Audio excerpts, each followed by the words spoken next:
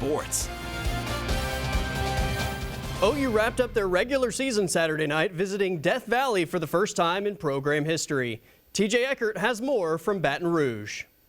Welcome back out to Baton Rouge, where the roller coaster season for the Oklahoma Sooners has come to an end. A week after Brent Venables' defense put up their best performance of the season, they arguably turned in their worst in SEC play. Nearly 400 yards allowed, LSU converting multiple third and longs, 8 plays of 15 yards or more, 37-17 your final, the most points that Sooner defense has given up all year. Felt like we were 3 different units out there, not all representing Oklahoma. They got into a good rhythm on offense, and we couldn't ever get in a good rhythm in any phase tonight. And they did what they needed to do, and we just it just wasn't our night. Offense wasn't great either. Held under 300 total yards. Jackson Arnold just 110 through the air, only scoring 10 points themselves, with 7 coming off a defensive TD by R. Mason Thomas and a lack of explosive plays themselves. It comes down to, making a play call that puts us in position to do that. It comes down to players making plays and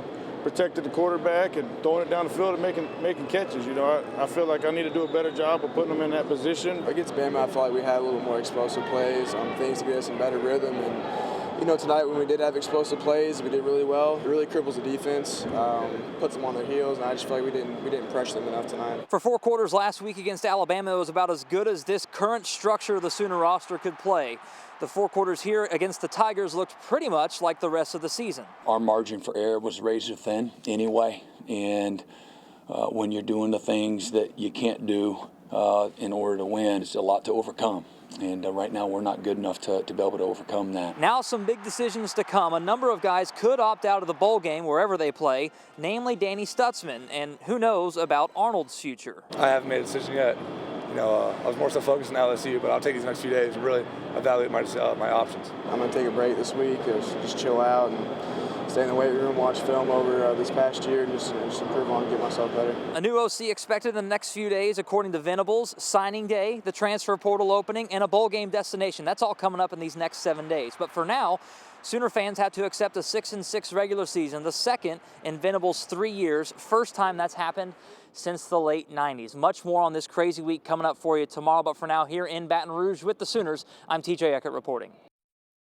Oklahoma State's season came to an end Friday afternoon with a 52-0 shutout loss at Colorado. The Cowboys finished the season losing 9 straight games.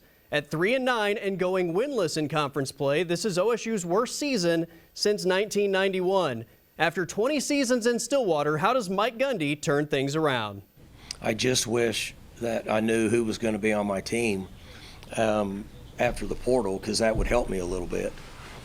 But I'm not going to know that till, December 11th or 12th-ish, something like that. It opens the 9th, I think. So by the 15th, in most cases, you're probably going to know who's going out and then what you've got coming in. And then you can really go to work. So I'll be real honest with you. I've been real honest with you guys this year. You should be very appreciative of that. Most coaches that have had a year like this wouldn't be honest with you. But I need to evaluate what I've done and what I could have done better and what role that I played with this season to see where it starts with me, and then it obviously trickles down. Then it goes to coaches and players, administrative guys, and so on and so forth. To pick up and improve is not an issue, really.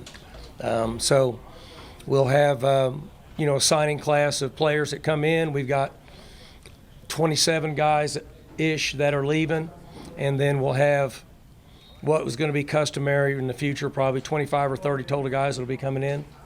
And then we'll go back to work in the off-season and evaluate. We evaluate everything. And then we've won a lot of football games in 20 years at our place. And so for that reason, we know how to get it done. Although the regular season ended this weekend, the focus on college football's news cycle isn't going anywhere. Between the coaching staff changes and transfer portal decisions, we still have a lot to monitor over the next 6 weeks. I'm Colby Daniels, and that's a look at sports.